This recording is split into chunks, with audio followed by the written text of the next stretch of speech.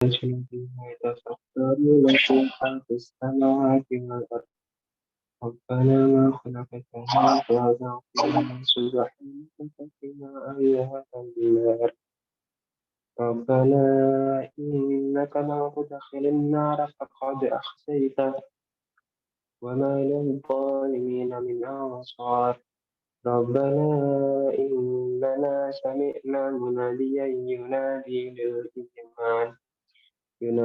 للإيمان أن آمنوا بربكم فآمنا ربنا فاغفر لنا ذنوبنا وكفر عنا سيئاتنا وتوفنا مع الأبرار ربنا وآتنا ما وعدتنا على رسلك ولا تخزنا يوم القيامة إنك لا تخلف الميعاد صدق الله العظيم. Assalamualaikum warahmatullahi wabarakatuh. Waalaikumsalam warahmatullahi wabarakatuh. Selanjutnya, nah teman-teman kan hari ini, sore ini merupakan kajian grand opening dari Kadomu. Sebenarnya Kadomu itu apa sih? Ngapain ngadain kajian? Nah, supaya lebih kenal sama Kadomu, kepada Ketua Kadomu dipersilakan untuk memperkenalkan Kadomu.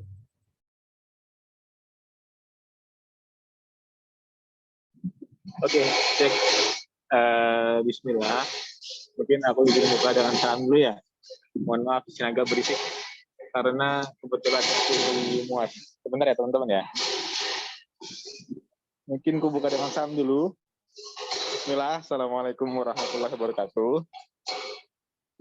Ya, apa kabar teman-teman semuanya? Semoga masih dalam ya lindungan Allah Subhanahu wa taala ya. Alhamdulillah kita masih bisa berkumpul di agenda walaupun online ini. Namun kita doakan sama-sama semoga saya tidak menurunkan keberkahan gitu loh. Menurunkan keberkahan dari Kadomu atau mungkin kajian dokter muda yang diadakan pada sore hari ini. Sebentar dulu ya teman-teman. Mungkin untuk perkenalan, operator bisa share screen kah sebelumnya?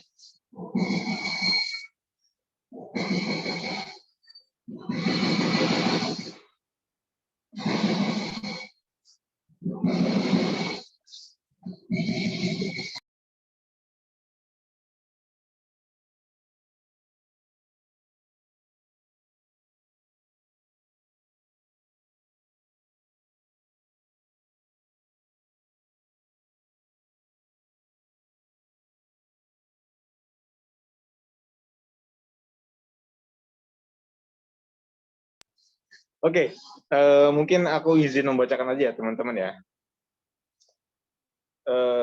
Ya sekilas tentang Kadomu.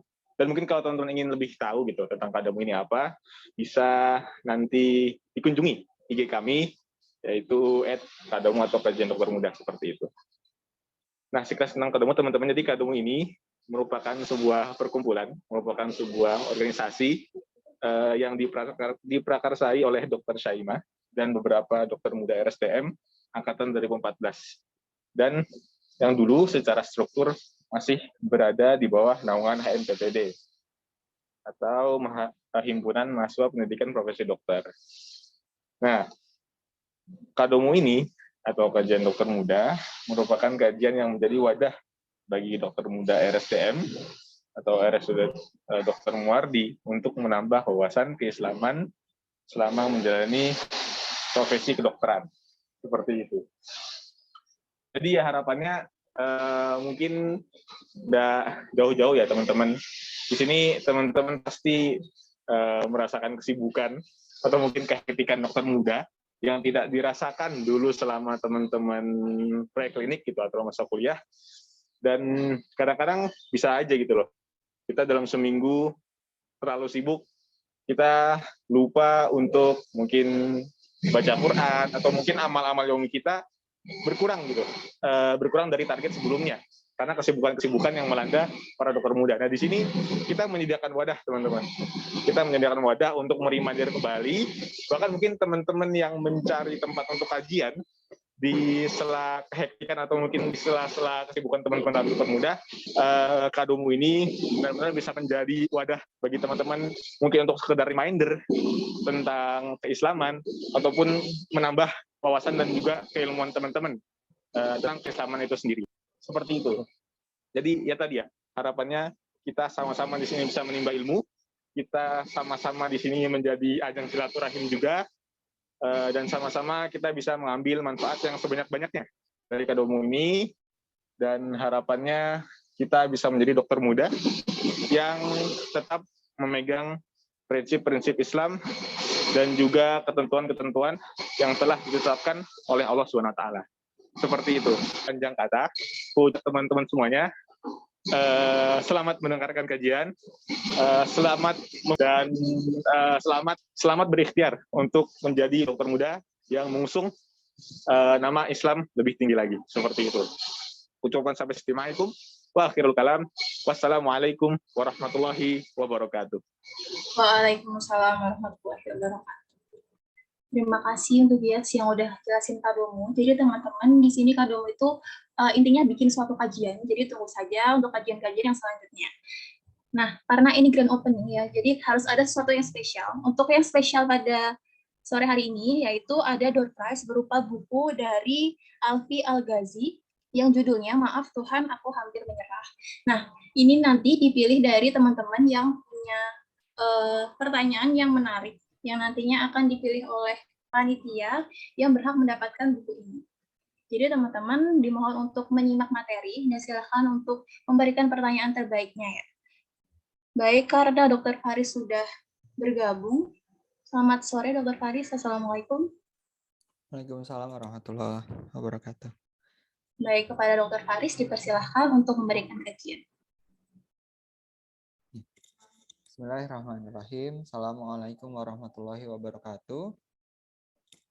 Alhamdulillahirabbil alamin. Hamda syakirin, hamdan na'imin, hamda yuafi ni'amahu wa yukafi'u mazidah.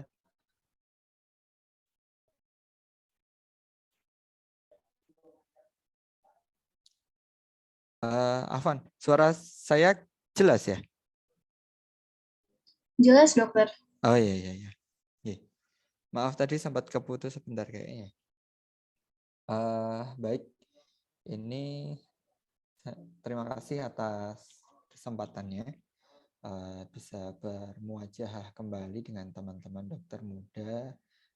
Kalau di Muardi mungkin ya yang banyak ketemu ya, cuman saya lagi stase di ortopedi, jadi sebulan ini jalan kelihatan sepertinya.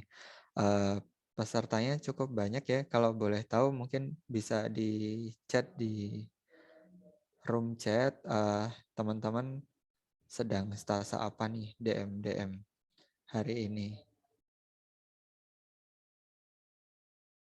Mungkin ada yang stasenya lagi di luar kota, lagi di RS1S. Opsin masih sering keluar kota nggak? Opsin lagi. Banyak ya yang masih keluar kota. Ada yang forensik juga, ujian keimanan ya. Atau masih jadi tahanan kota, nggak bisa kemana-mana. Ada yang neuro. Oh ya, sempat ketemu Giat ya tempo hari. Baik. Dokter muda yang dirahmati Allah, saya jadi mengenang lagi ya zaman koas dulu waktu kamar. Jadi kalau dulu waktu jaga mau ke UPS kemana? Mau ke Wing Melati 2, berarti itu ke kamar koas. Jadi istirahat gitu. Ala kulihal, ternyata dilewati, tapi ternyata dalam menjalaninya kalau dulu saya ingat-ingat lagi, ya banyak dramanya, banyak suka dukanya, banyak pengalaman yang jelas. Tapi lebih dari itu sebenarnya apa yang kita cari, harapannya saat mengikuti pendidikan klinik setelah pendidikan S1 sebagai seorang dokter, apa yang diharapkan. Ternyata kalau dari belum pendidikan profesi dokter itu kan harapannya teman-teman bisa mengaktualisasikan teori-teori yang dulu waktu didapatkan di S1, kemudian menemui mulai dari ilmu dasar, anamnesis, pemeriksaan fisik, komprehensif. Kalau dulu di S1 belajarnya teori, waktu koas harapannya bisa mendapatkan pengalaman-pengalaman dalam akhir. Nah, ternyata setelah dijalani, atau mungkin masih ada yang awal-awal baru masuk jadi dokter muda, kok gini banget kayak gitu. Apa ya harus berangkat, kemudian harus nyiro sana sini. Kadang kebiasaan-kebiasaan yang biasanya bisa dilakukan di waktu senggang jadi sulit dilakukan. Mungkin masih ada membangun candi jurnal reading 1 malam kayak gitu. Masih nggak sih?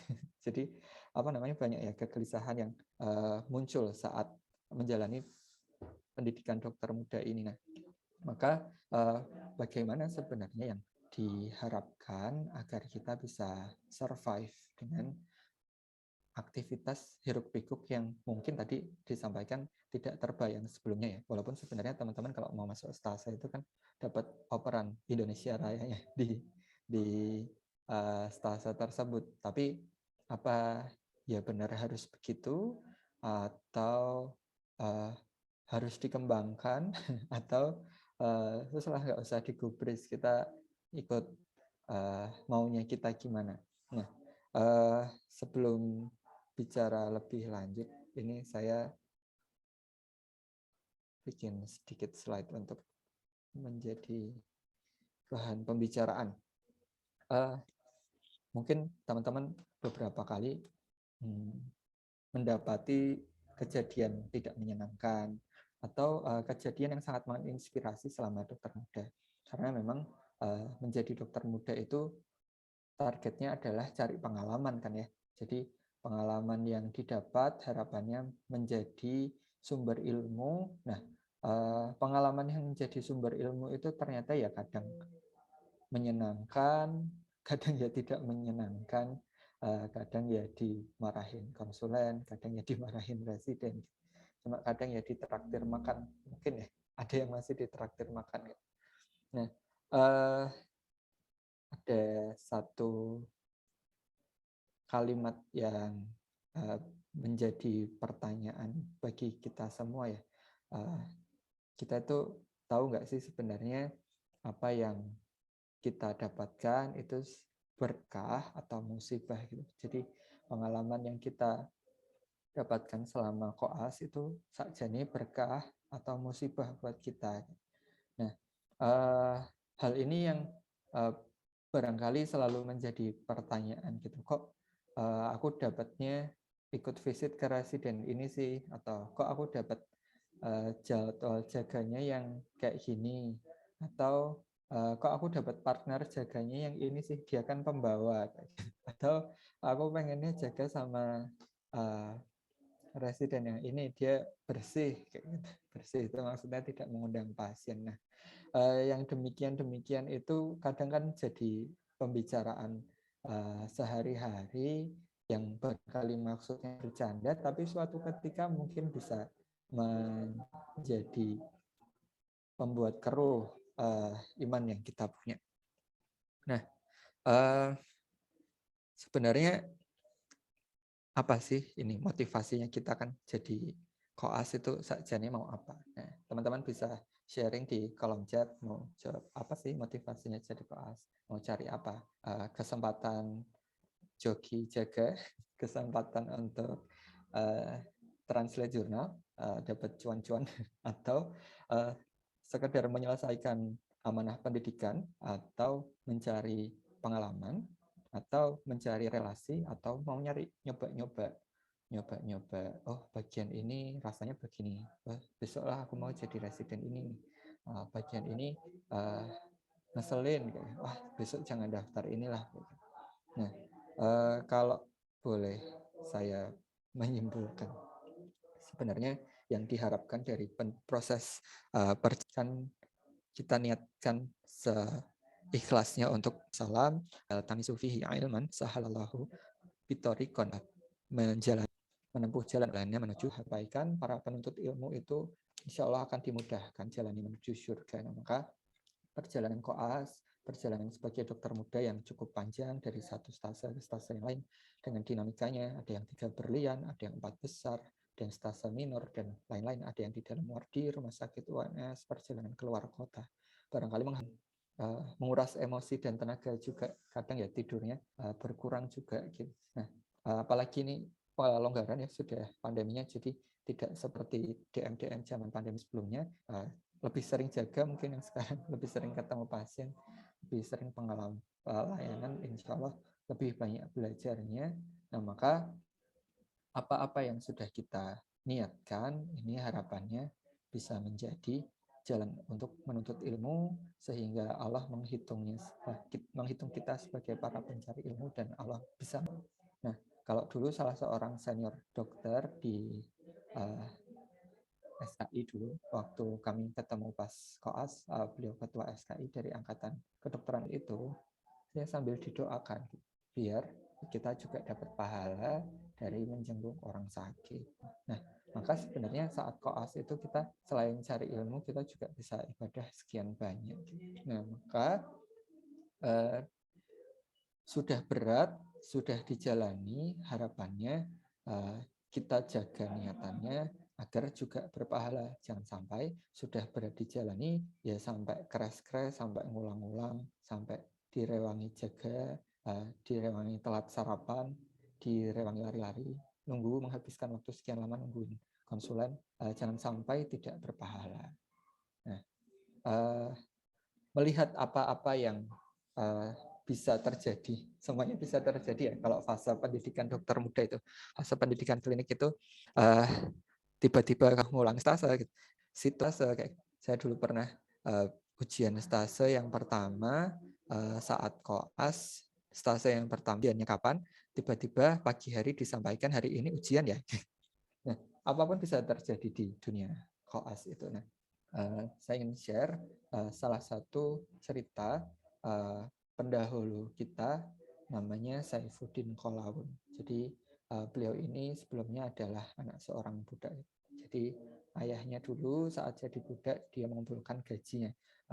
Koin-koin dirham itu dikumpulkan, kemudian dikumpulkan untuk menebus diri dan membebaskan diri sendiri. Kenapa? Dia punya motivasi kalau jadi orang bebas, insya Allah ibadahnya lebih mudah. Nah, satu ketika dia menyampaikan kepada jumlah harga engkau beli aku, jawab tuannya, kalau begitu ini tuan, beliau serahkan koin-koin dirham itu, kemudian sang majikan ini terharu, dibawa untuk maka budak yang menebus dirinya sendiri, kemudian supaya budak itu, nah maka bisa dapat uang kembalian, bisa dapat cashback setelah belanja sesuatu.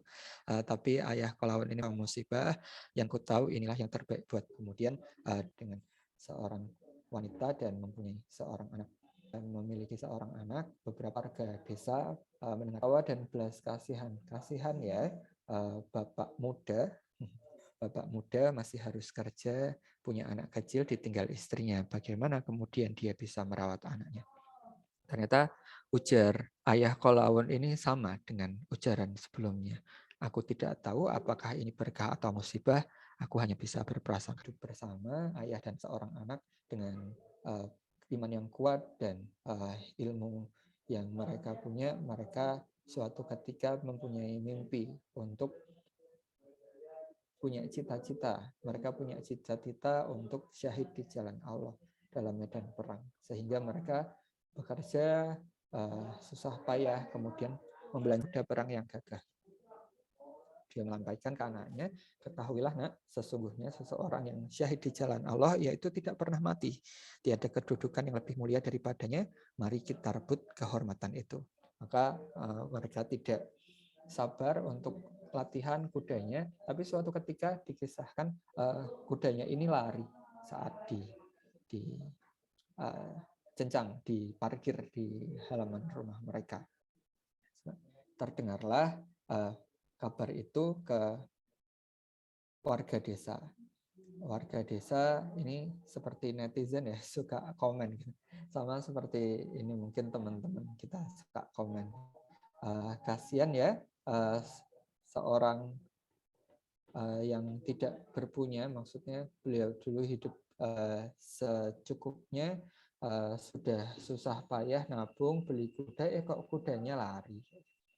Ya sudah, ternyata responnya sama.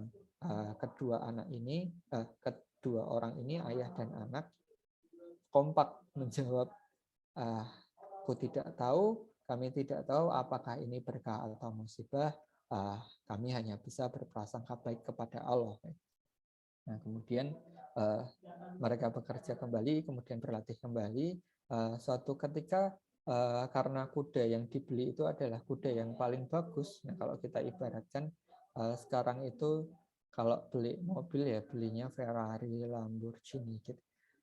Ternyata si kuda ini adalah kuda yang tipenya alfa gitu dalam sebuah gerombolan. Ternyata dia membawa kuda-kuda yang lain pulang kembali ke rumah, dan ternyata ayah dan anak ini jadi punya kuda banyak sekali gitu. Kemudian warga desa melihat kejadian itu dan menyampaikan, wah enak banget ya, beli kuda satu bisa bawa kuda banyak sekali. Nah, ternyata saat dapat nikmat seperti ini, ternyata ayah dan anak ini juga menyampaikan hal yang sama. Aku tidak tahu apakah ini berkah atau musibah, kami hanya berprasangka baik kepada Allah. Kemudian mereka seiring waktu berlatih dengan kuda-kudanya, kemudian sebagian kuda tadi dijual untuk membeli peralatan perang. Namun suatu ketika Kolawun ini saat latihan tersungkur, jatuh dari kuda, kemudian kudanya ini, kemudian Kolawun ini luka cukup parah, dikisahkan itu sampai patah tulang. Kemudian suatu ketika datang panggilan jihad, ternyata Kolawun ini nggak bisa ikut karena sakit. Nah, ternyata panggilan jihad ini disambut baik oleh warga desa yang lain, sehingga mereka ikut dengan semarak mengikuti panggilan perang itu. Panggilan perang dari Hulu Balang, kiriman dari sang raja. Ternyata warga desa pun kembali berkomentar dengan segala komentarnya. Mereka menyampaikan, kasihan ya, sudah sekian lama berlatih sampai beli kuda, kemudian sebagian kudanya dibelanjakan peralatan perang, ternyata saat saat datangnya panggilan jihad malah tidak bisa berangkat. Kemudian ayahnya pun ini juga karena dilihat sudah cukup tua, jadi tidak diikutkan dalam perang. Ternyata sama responnya ya, ketika mendapat musibah, ayah dan anak ini menyampaikan, kami tidak tahu apakah ini berkah atau musibah untuk kami hanya berprasangka baik kepada Allah. Nah, kemudian berangkatlah mereka untuk berperang. Ternyata perang ini adalah perang yang melawan saudara sesama Muslim. Pada saat itu terjadi sengketa antar wilayah-wilayah, sehingga ada perang di antara saudara sesama Muslim. Nah, sehingga waktu kembali rombongan perang ini ke desa tersebut, ternyata banyak rombongan yang meninggal saat perang.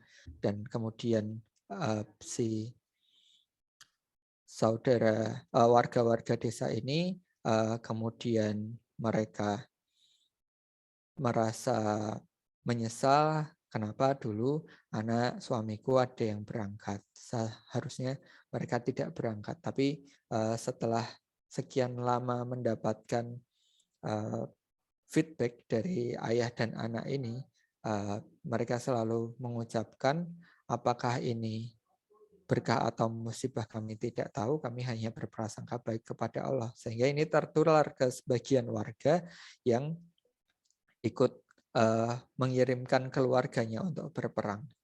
Tapi di sisi lain juga ada penyesalan, kenapa dulu berangkat berperang. Kemudian mereka kembali berlatih lagi sambil menyembuhkan sakitnya. Kolawun ini berlatih kembali sampai suatu ketika ada panggilan jihad kembali melawan pasukan kafir, sehingga ayah dan anak ini sudah bisa berangkat dengan kuda dan peralatan perang mereka. Ternyata si ayah ini dikisahkan syahid, dan kemudian Kolawun ini sempat menjadi budak karena tertangkap pasukan lawan. Tapi suatu ketika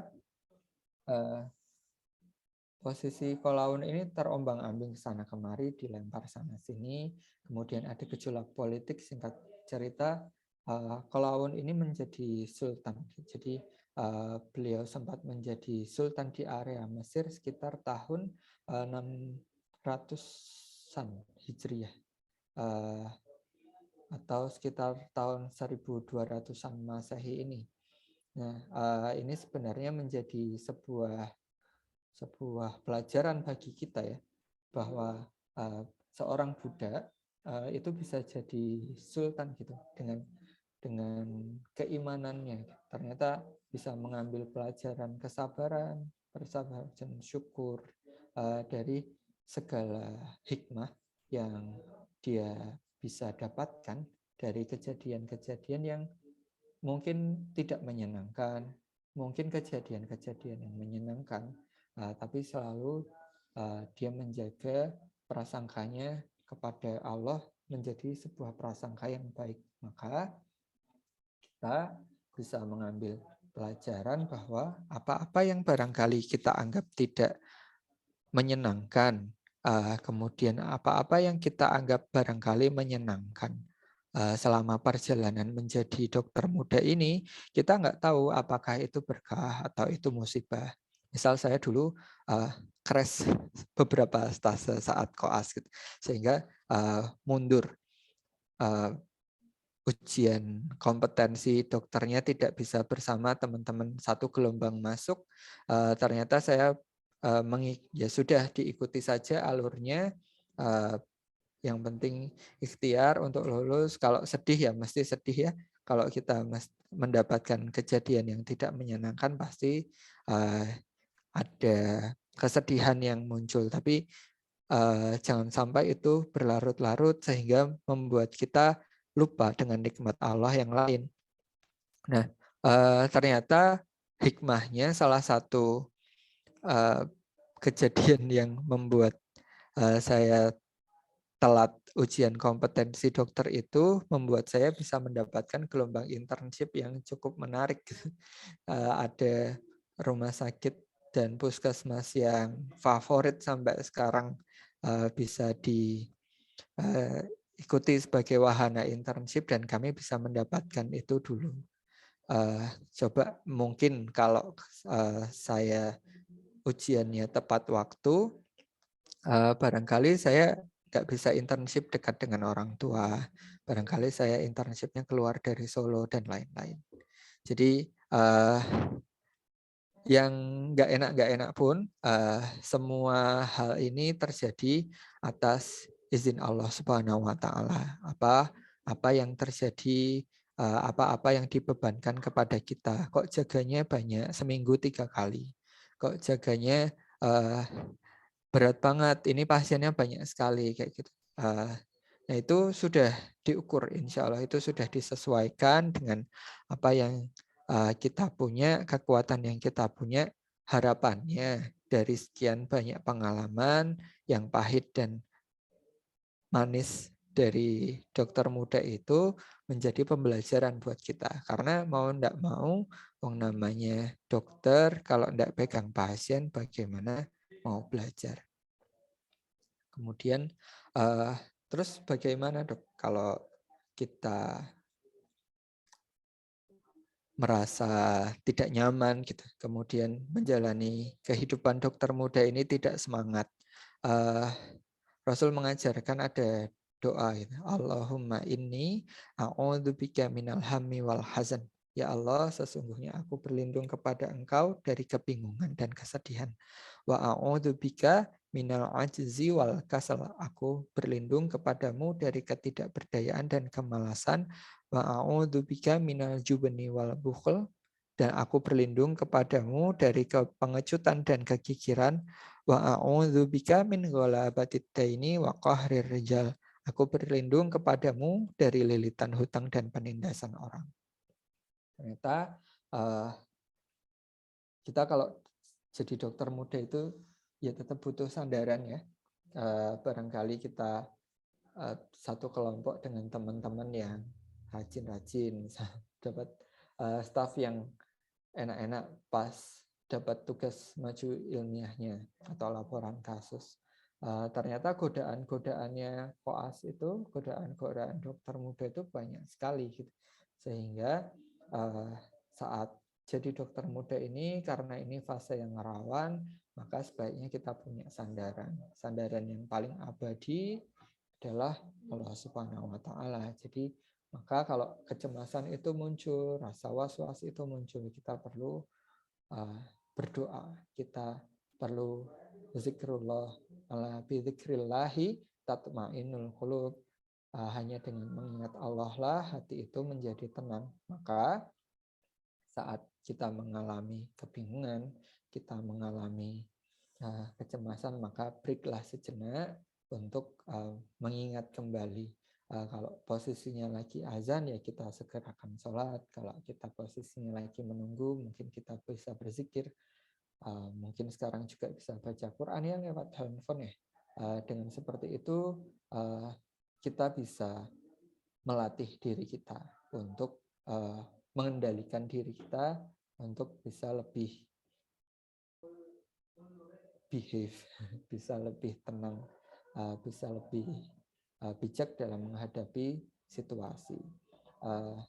Kadang ada bisikan-bisikan setan walaupun kita sendirian, kadang ada bisikan-bisikan dari teman-teman saat kita bareng-bareng kayak gitu kan.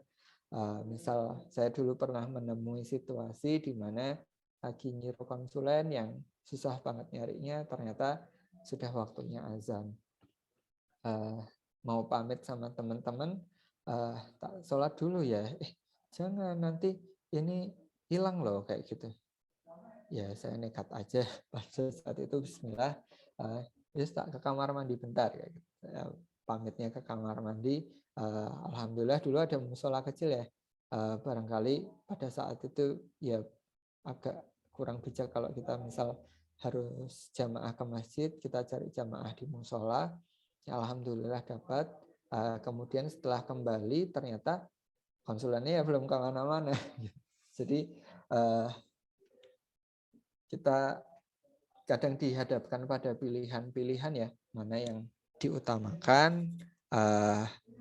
Insya Allah dengan kita memilih mana yang lebih utama, panggilan Allah atau panggilan teman-teman atau panggilan konsulen ya, itu yang kita perlu sikapi dengan bijak gitu.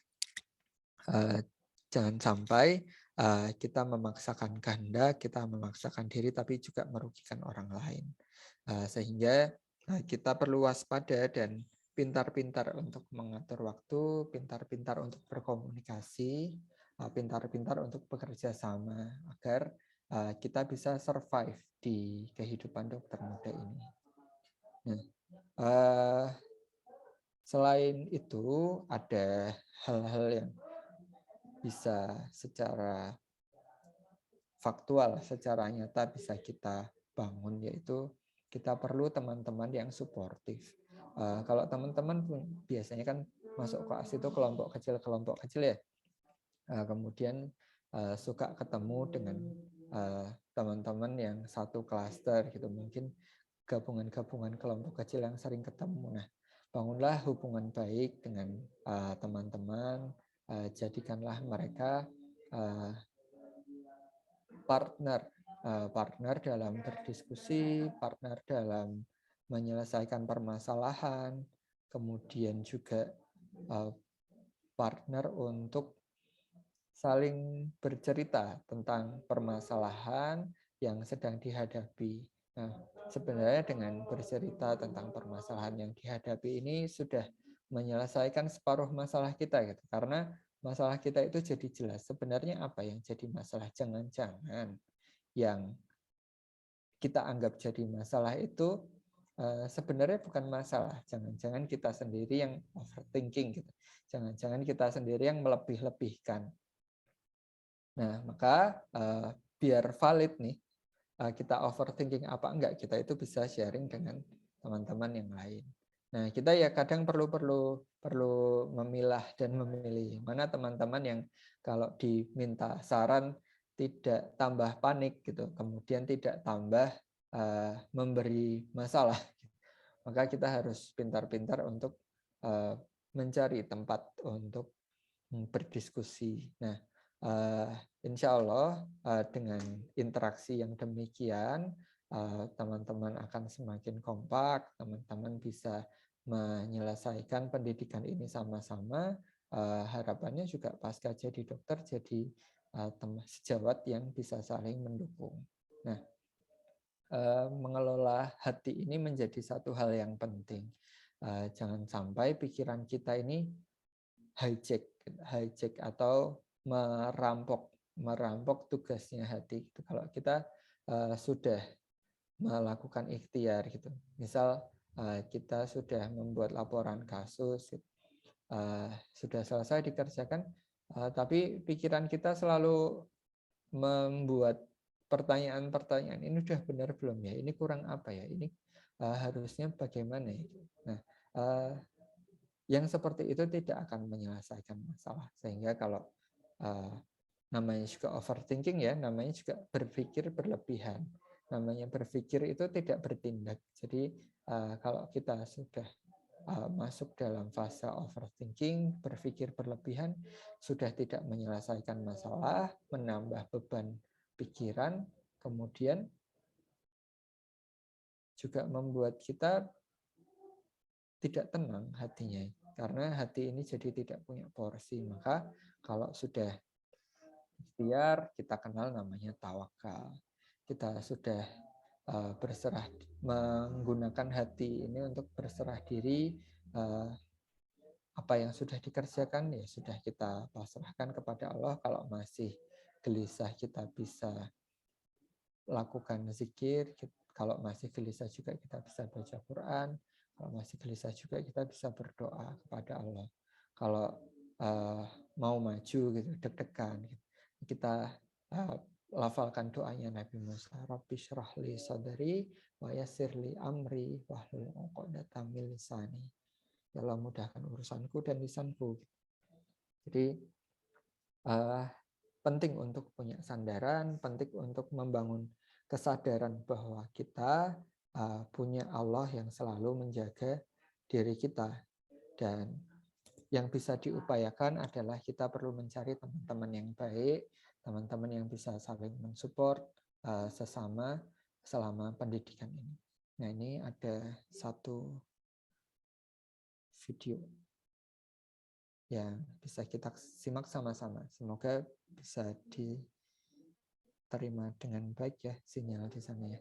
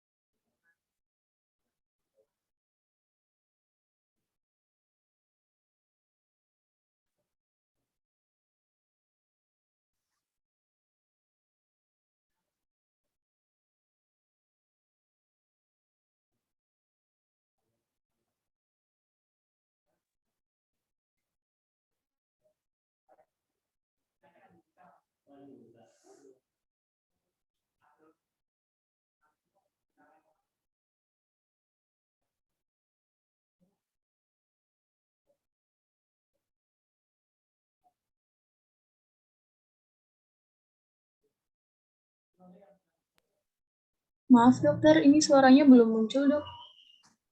Oh, sebentar. Coba saya ulang ya. Sebentar.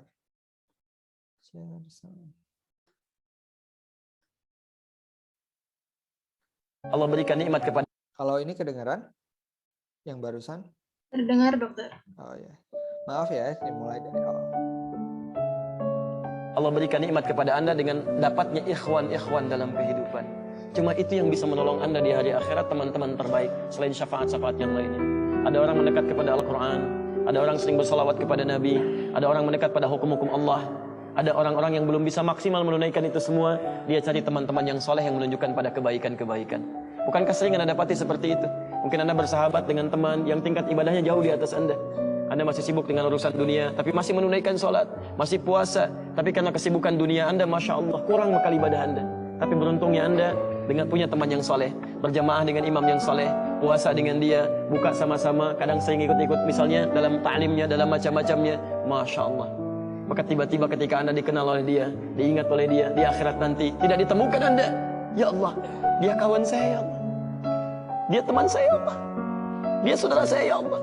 Kami pernah ta'lim sama-sama ya Allah. Kami pernah puasa sama-sama ya Allah. Kami pernah sholat berjamaah sama-sama ya Allah. Mohon jangan pisahkan ya Allah. Jangan pisahkan. Pertanyaan, sudahkah Anda punya teman seperti itu? Yang bisa menolong dalam kebaikan? Kalau belum temukan, cepat cari, mumpung masih hidup. Sebab kalau sudah kehidupan itu berakhir, tidak mudah untuk menemukannya.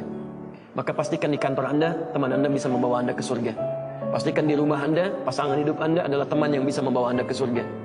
Pastikan di tempat kehidupan Anda, siapapun tetangga Anda, kerabat Anda, teman-teman sekolah anak Anda adalah teman yang bisa mengingatkan dan membantu Anda untuk mencari Anda bisa masuk ke dalam surga. Dan saya mohon pada Anda semuanya, tolong ingat gini ya, baik-baik. Kalau nanti di akhirat Anda tidak. Baik, pesannya loud and clear ya. Jadi di forum seperti ini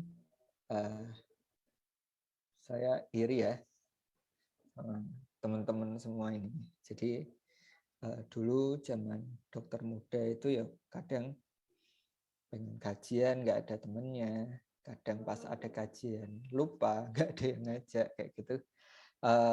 Di Kadomo ini teman-teman punya fasilitas, dipertemukan dengan yang baik-baik, teman-teman yang solihah. Nah, pesannya jelas, cari sahabat-sahabat yang baik, cari teman-teman yang baik yang bisa membawa kita ke surga nanti. Jadi kan suatu saat indah ya. Ya Allah, dulu ini teman saya satu Kadomo nih. Ini yang dulu sering ngajakin saya ngaji, yang kalau stase ngingetin sholat bareng, kalau lagi malas ngingetin untuk baca Quran, kalau pagi bangun sholat subuh, kalau jaga sering bantuin gitu. Jadi kalau belum punya yang seperti itu, carilah. Dulu waktu saya masuk residen itu, selain doanya biar diterima ya, doanya adalah, ya Allah kalau saya diterima, berikanlah teman-teman yang baik. Gitu. Karena teman-teman selama menjalani kehidupan klinik, entah koas, residen, ataupun fellowship nanti itu menjadi support system buat kita. Jangan sampai kita yang menjadi beban, jangan sampai kita yang mempersulit kehidupan orang lain. Maka biar kita dapat teman yang baik, ya kita harus jadi pribadi yang baik. Harapannya kita bisa mencari teman-teman yang baik, biar bisa survive dengan kehidupan dokter muda ini. Apa sih sebenarnya yang dicari? Yang penting kan selesai ya. Tapi sebagai seorang muslim, harapannya kita tidak sekedar selesai dokter mudanya. Kita dapat ilmu, kita dapat pengalaman, kita dapat pahala juga. Dan yang paling penting, dapat saudara-saudara, dapat teman-teman yang baik. Karena itu adalah investasi. Suatu ketika nanti kita jadi sejawat, insya Allah yang dibutuhkan oleh seorang dokter itu ya teman-temannya. Kayak gitu. Jadi teman-teman di Kadomu ini semoga bisa jadi komunitas yang barokah, bisa jadi tempat untuk saling mengingatkan, bisa istiqomah sampai akhir dan bisa diwariskan ke adik-adiknya. Demikian, alhaqqu min rabbik wa la takunanna minal mumtarin. Assalamualaikum warahmatullahi wabarakatuh. Waalaikumsalam warahmatullahi wabarakatuh. Insya Allah, terima kasih banyak Dr. Faris atas materi yang diberikan. Untuk acara selanjutnya adalah tanya jawab. Bagi para peserta yang akan bertanya, silakan untuk raise hand atau langsung on mic juga apa-apa. Silakan.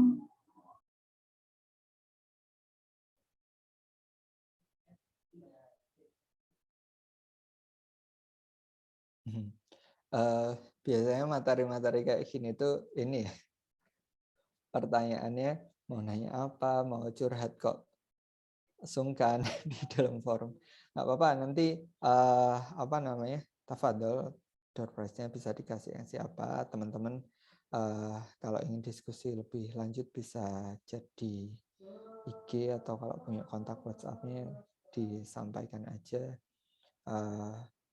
Barangkali kalau kasus-kasus di dokter muda itu dulu saya pernah jaga sama teman perempuan itu di VK, jaga malam, terus nggak biasa kan ya dulu, sama teman-teman yang perempuan aja jarang main kayak gitu. Nah terpaksa harus satu bilik kayak gitu. Itu tantangan sih, tantangan. Kita bisa, harapannya bisa jaga diri masing-masing gitu. Kemudian kalau pas keluar kota jauh dari pantauan kayak gitu, itu tantangan juga. Tergantung juga sama teman barengannya siapa. Wong ya mungkin kadang dapat teman barengan yang jarang sholat, ternyata gak pernah sholat. Nah itu jadi ladang dakwah kita. Yang penting kalau pas jadi dokter muda, kita orientasikan aktivitas kita itu lillah, untuk Allah.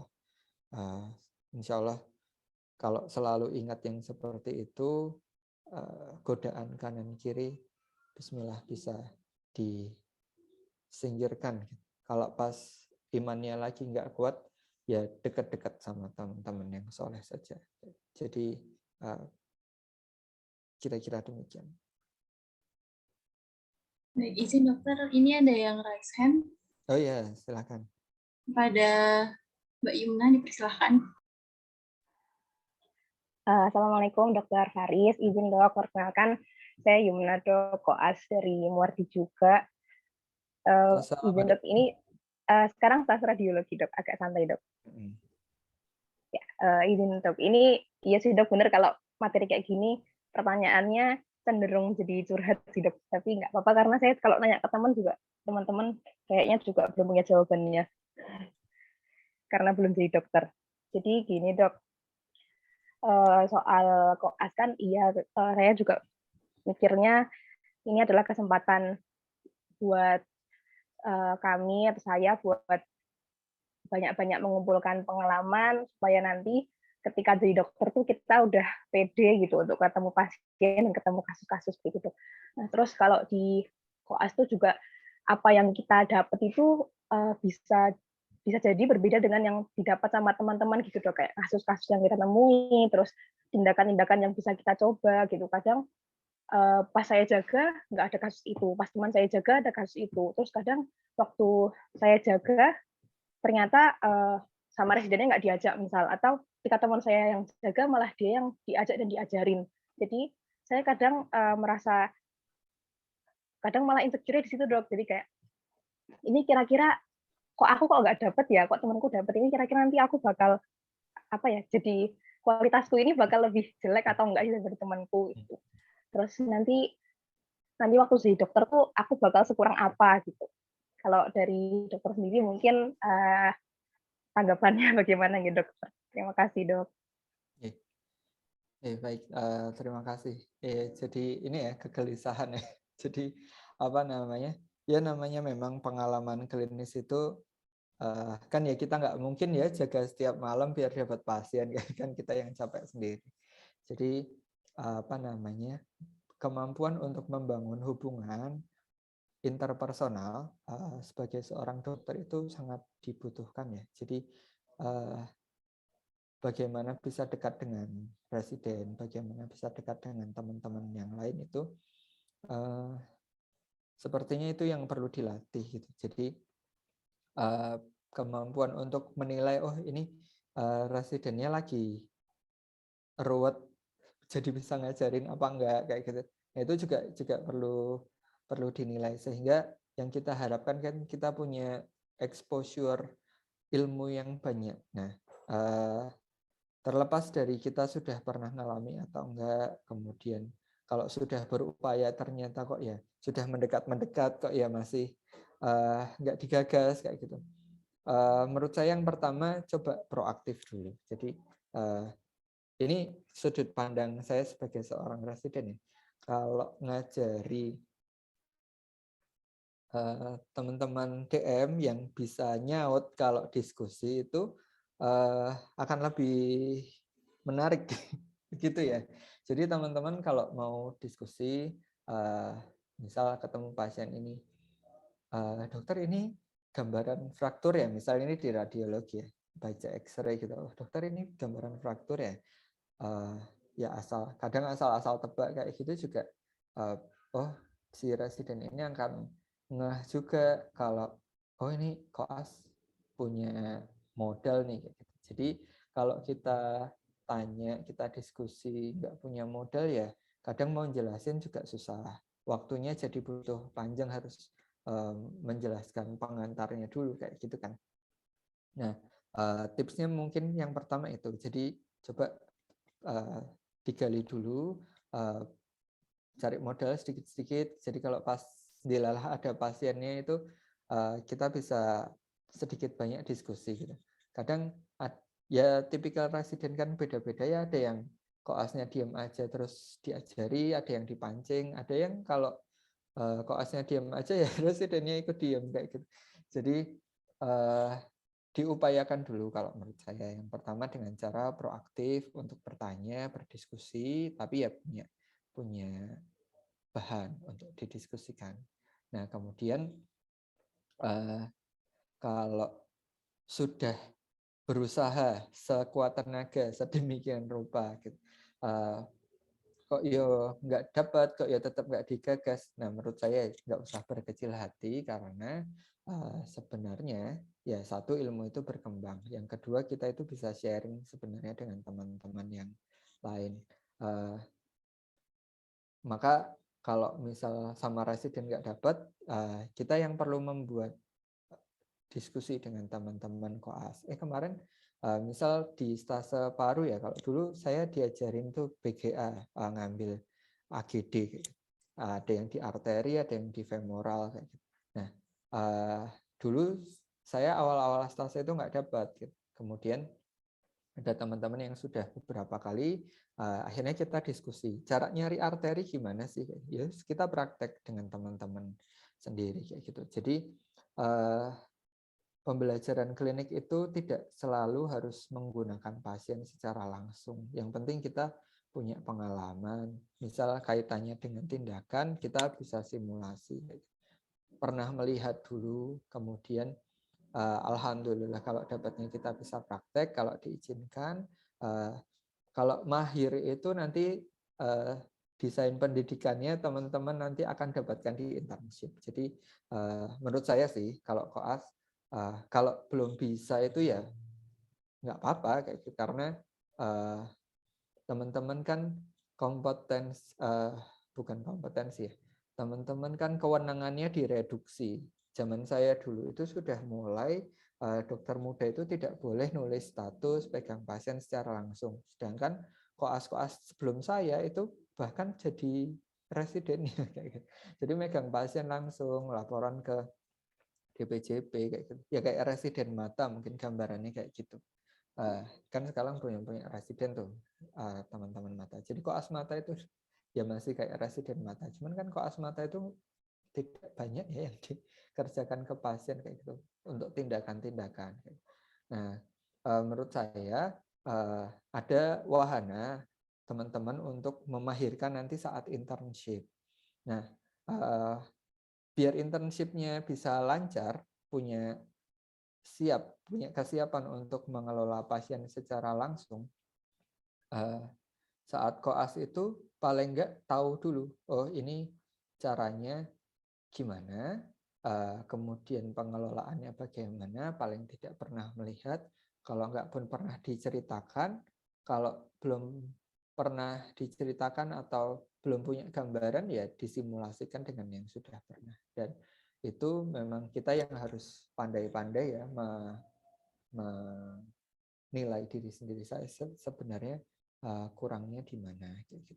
Terus butuhnya apa. Nah, itu teman-teman bisa pakai standar kompetensi dokter Indonesia ya. Di SKDI itu kan ada tindakan-tindakan sama penyakit-penyakit yang harus dikuasai sesuai dengan level kompetensinya. Jadi ini yang menjadi catatan dulu. Kadang-kadang kita itu ngelola gagal ginjal lebih pintar daripada ngelola tifoid pas fase interna itu. Nah, itu untuk seorang dokter umum, untuk general practitioner agak mubazir gitu. Nah, jangan sampai teman-teman juga salah menilai. Aku itu harusnya pintarnya di apa sih, yang kompeten banget itu harusnya apa.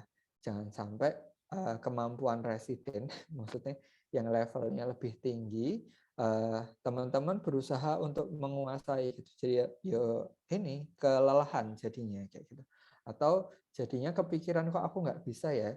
Nah, itu memang bukan kompetensi teman-teman dokter umum kayak gitu, misal. Jadi teman-teman juga harus bijak, harus paham mana-mana yang harusnya teman-teman tahu dan dipilah mana yang tidak harus tahu dan tidak harus mahir, dan harus dipilah lagi mana yang harus dikuasai sekarang, mana yang bisa dipelajari kemudian. Pada prinsipnya dokter itu belajarnya kan sepanjang hayat. Jadi kalau nggak bisa pas koas, kemudian pas internship juga ternyata belum dapat, ya sudah ikut training, cari kesempatan belajar. Misal teman-teman menemukan pasien henti jantung di depan mata kayak gitu ya. Waktu koas jantung mungkin sempat ngelihat EKG aneh-aneh di pasien yang pingsan tiba-tiba itu, ternyata sudah ARES kayak gitu. Teman-teman koas yang lain menemukan ada AF misal atrial fibrilasi sehingga pasiennya sinkop terus di kejut jantung kayak. Terus teman-teman sebagai koas jantung kok nggak pernah merasa dapat yang seperti itu. Ternyata pas mau selesai koas juga nggak pernah melakukan ini kejut jantung, kardioversi atau defibrilasi kayak gitu. Ya pas internship, sebelum internship juga nggak diajari, ya udah cari pelatihan, cari ACLS. Jadi ikut Advanced Care Life Support, di situ diajari nanti. Jadi dokter itu tuntutannya memang berat, tapi jalan untuk memenuhi tuntutan itu ada banyak.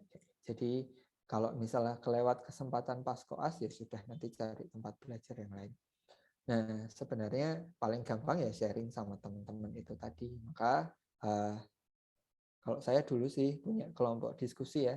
Jadi sama teman-teman yang suka diskusi itu suka ngobrol kalau di Wabo apa di warga kayak gitu. Lagi ngumpul gitu. Piye pasienmu kayak gitu. Jadi dapat apa di jantung kemarin misal kayak gitu. Sampai UKM PPD pun belajarnya di kantin FK itu. Jadi nggak ikut bimbel. Karena ini sih budget terbatas. Jadi begitu kira-kira kesenjangan pengalaman yang didapatkan itu sebenarnya masih bisa dikejar di lain waktu dengan diskusi, tapi harus dipastikan dulu teman-teman harus menguasai apa sebenarnya waktu di dokter muda itu kan setiap stase beda-beda ya. Nah, itu harus dicermati lagi. Kemudian ini ada pertanyaan dari Sadam ya, Sadam Ulfin. Apa ini pertanyaan? Pasca koas nanti pasti akan ada momen di mana terpisahkan dengan teman-teman circle yang sudah biasa saling menguatkan. Ada saran untuk menghadapinya, terutama di dunia kerja yang akan sangat berbeda.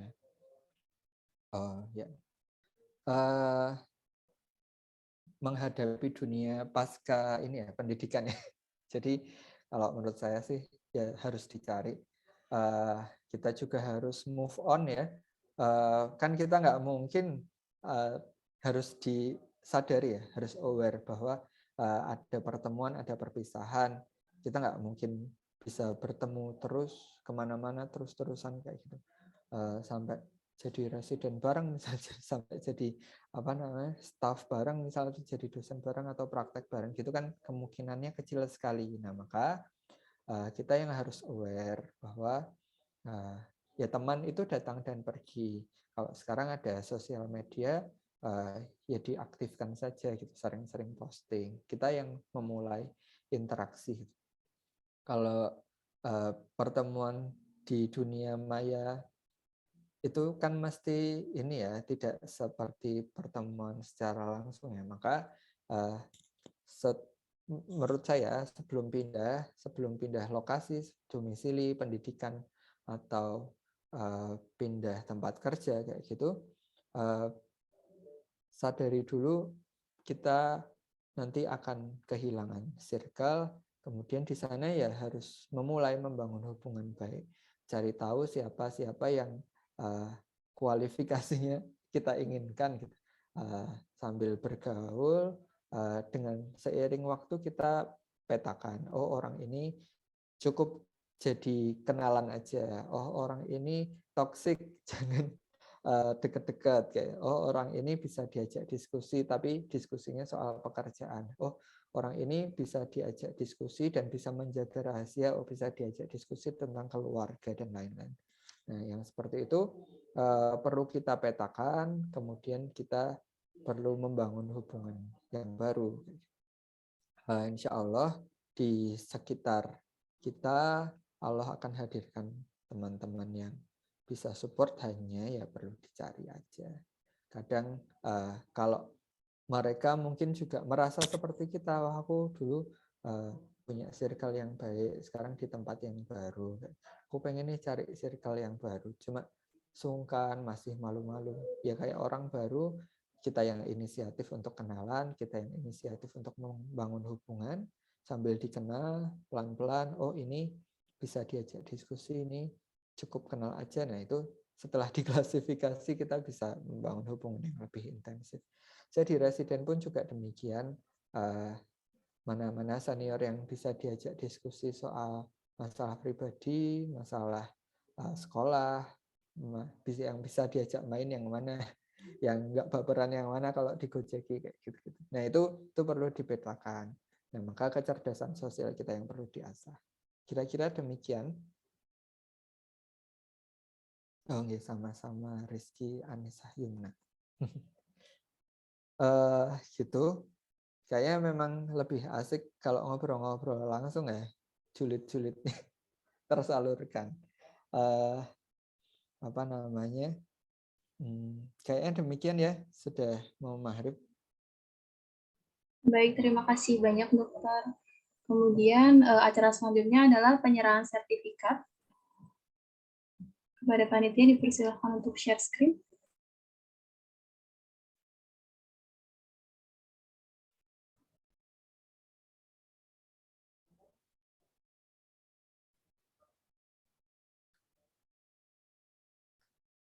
Ya, ini narimanya gimana? Saya baru pertama kali dapat sertifikat secara online. Baik dokter, ini merupakan sertifikat dari Kadomu kepada Dokter Haris Hayat. Ya, terima kasih banyak atas materinya yang sangat luar biasa.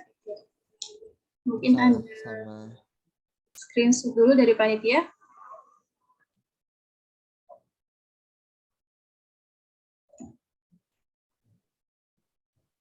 Oke, saya izin screenshot ya dokter. Ya.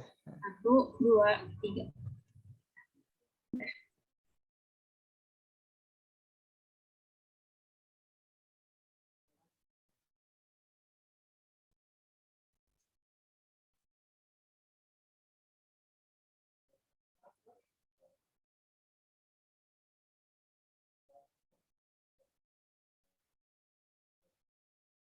Baik, kemudian acara selanjutnya adalah foto bersama panitia. Pada peserta dipersilakan untuk on kamera terlebih dahulu.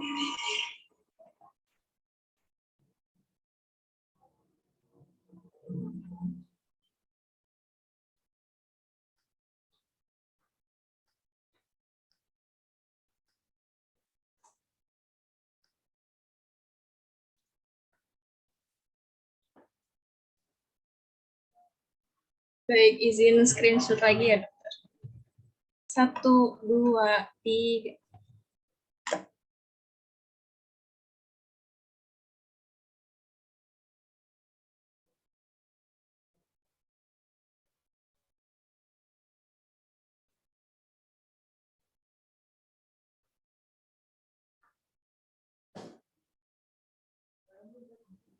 Baik, kepada teman-teman tadi yang sudah bertanya, untuk door prize-nya, pengumumannya akan diumumkan di grup Kadomu ya. Sebelumnya, terima kasih banyak untuk Dr. Faris yang sudah memberikan materi yang sangat luar biasa kepada kami semua. Semoga acara pada sore hari ini dapat diambil hikmahnya. Saya dari MC, mohon maaf apabila ada kesalahan. Demikian, wassalamualaikum warahmatullahi wabarakatuh. Waalaikumsalam warahmatullahi wabarakatuh. Terima kasih adik-adik, barakallah. Semoga kasih, istiqomah. Terima kasih banyak dokter. Dokter, terima kasih. Sukses koasnya, semoga lulus UKM PPD one shot.